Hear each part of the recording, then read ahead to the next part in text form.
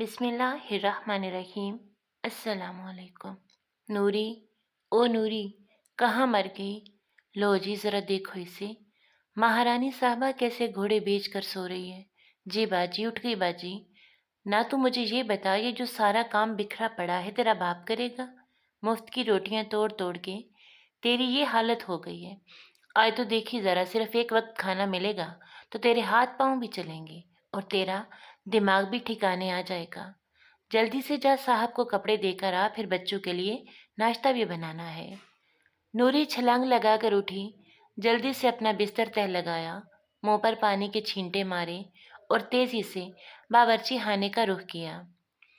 चूल्हे की एक तरफ चाय का पानी चढ़ाया और दूसरी तरफ छोटे छोटे हाथों से रोटियां बनाने लगी। नूरी अब्दुल करीम साहब के घर मुलाजमा थी। उसको चंद दिन हुए थे काम पर आए हुए।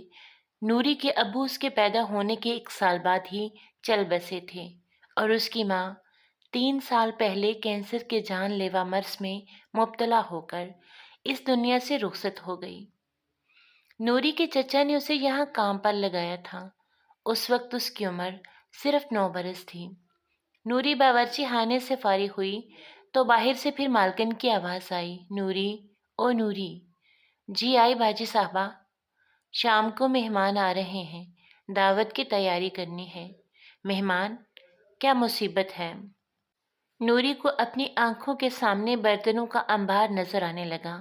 जल्दी हाथ चला और सुन, आज गेस्ट रूम की ज़रा अच्छी तरह से सफाई कर देना और ज़रा ध्यान से। अगर इस बार कोई चीज़ टूटी तो तेरी हड्डियां तोड़ देनी है मैंने। नूरी को पिछली वाली मार याद आ गई, जो एक गुलदान टूटने पर उसको साहब जी के मोटे चमड़े वाले बेल्ट से पड़ी थी। उस मार के जख्म भर जाते हैं लेकिन अपने निशान छोड़ जाते हैं। नूरी के हाथ पर इस मार का निशान आज भी मौजूद था, जो हैरत अंगेज तौर पर एक तितली की शक्ल इख्तियार कर गया था। गेस्ट हाउस से लेकर गई की सफाई करने के बाद वो बावर्ची खाने में चली गई और अपनी मालकन के दिए हुए अहकामात के मुताबिक काम करने लगी। देर रात तक मेहमानों की खातिर से फारिग होने के बाद नूरी की हालत खराब होने लगी। सारी दिन की अनथक मेहनत के बाद उसके नन्हे से जिस्म को थकावट ने घेर लिया था। उसकी कमज़ोर हड्डियां दर्द से टूट रही थीं। एक तरफ कामों के ढेर थे जो उसको करके सोना था। दूसरी तरफ वो खुद थी जो बरामदे में बैठी वहीं ढेर हो रही थी। सामने से आने वाले हवा के झोंके उसको नींद की थपकियां देने लगे। उसको यूं महसूस हुआ जैसे वो अपनी माँ की आगोश में लेटी सो रही है। उसकी वजूद की गनूदगी फिजा में घुलने लगी। भाड़ में जाए काम, भाड़ में जाए बर्तन, मैं सोने लगी हूँ। नूरी वहीं लेटी लेटी सो गई। अचानक मालकिन की ठोकर लगने से उसकी आंख खुली। हड हराम, कामचोर, सारा घर बिखरा पड़ा है और तू फिर आराम करने लगी? चल उठ, यहाँ से जाकर मेरे लिए चाय बना कर ला। सुबह से भाग भाग के मेरी तो हालत खराब हो रही है। नूरी खामोशी से उठी, चाय बनाने चली गई।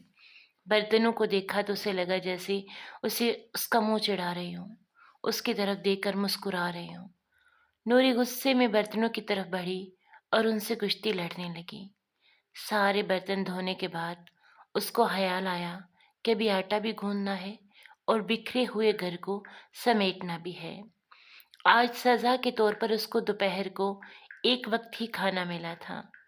मालकिन का ख्याल था कि अगर नौकरों को हर वक्त खाना खिलाते रहो तो वो काम नहीं करते, सुस्त हो जाते हैं। हालांकि आज दावत थी, तरह तरह के खाने पके थे, लेकिन नूरी की हिम्मत नहीं थी कि कुछ बचा हुआ भी उठाकर खा ले। काम का सोचकर नूरी का दिमाग चिकराने लगा। भूख से उसके मैदे में आंतें मजीद सुकड़ने लगीं। वहाँ पर रहना नाकाबिले बर्दाश्त हो गया था। उसने ये सोच लिया था कि ये दिन गुजरते ही वो यहाँ से चली जाएगी। उसे पिंजरे में बंद परिंदों का दुख बहुत अच्छे से समझ में आता था। अगली सुबह रिहाई का दिन था, उसका और परिंदों के फरार का दिन। वो खुद भी चली गई थी और जाते हुए سارے پنجرے بھی کھول گئی تھی۔ وہ ایک آزاد انسان تھی، اس کو آزاد رہنا تھا۔ وہ چلی گئی تھی وہاں سے،